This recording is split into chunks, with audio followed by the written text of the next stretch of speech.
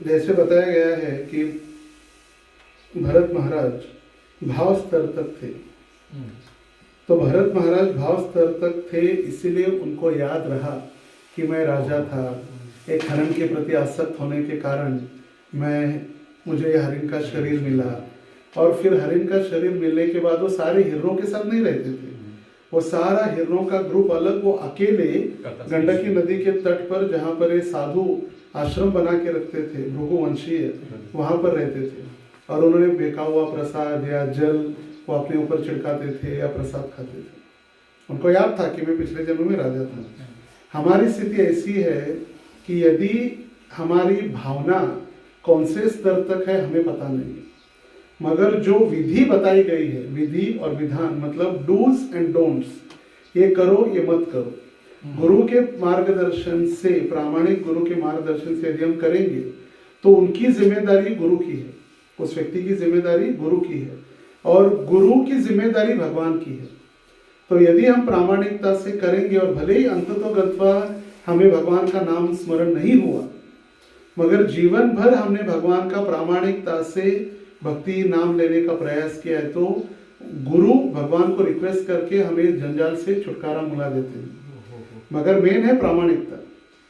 16 माला हम जप कर रहे, मगर जो इंटेंसिटी है, क्राइंग की इंटेंसिटी, एक बच्चा रो रहा है, जैसे लास्ट में उदाहरण दिया था, एक बच्चा रो रहा है माँ के लिए, दूसरा बच्चा रो रहा है लड्डू के लिए। हम किसके लिए रो रहे? इंटेंसिटी, हमारी जो ग्रेविटी है, ग्रेविटी वो कितनी महत्वपूर्ण है, तीव्रता कितनी है। तीव्रेण भक्ति योगेण, तीव्रता, जैसे हम जब कर रहे हरे कृष्ण कर तो रहे, सारे समान दिखाई भी दे रहा है, हरे कृष्ण सब कर रहे, मगर उसके हृदय के अंदर वो कितना रो रहा है, उस नाम के लिए कितना रो रहा है।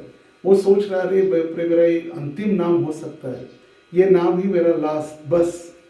वो तीव्रता, वो इंटेंसिटी से उसकी प्रगति, कार्य से नहीं, उसकी मनोवृत्ति से। इसलिए जो मैं बार बार कहता हूँ, कृष्ण भावना में साधक की प्रगति उसके मनोवृत्ति पर निर्भर करती है।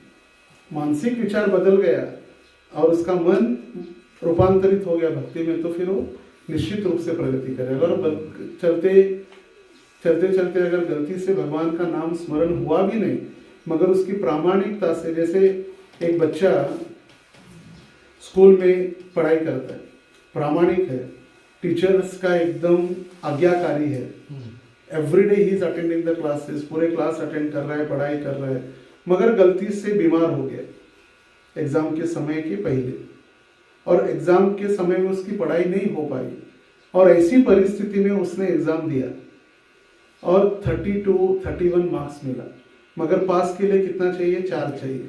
मगर टीचर को पता है ये प्रामाणिक है, वो 4 मार्क देकर उसको आगे बढ़ाया जाता है। तो वही गुरु करते हैं, अगर वो प्रामाणिक है तो उसको आगे बढ़ने का चांस मिलता है, मगर वो सिर्फ दिखावा कर रहा है तो उसको प्रमोशन नहीं होता, फिर उसको डिमोशन हो जाएगा।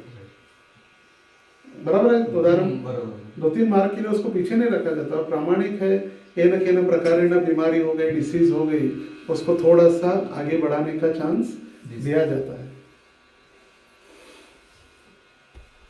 ठीक है, श्रील प्रभुपाद की जय।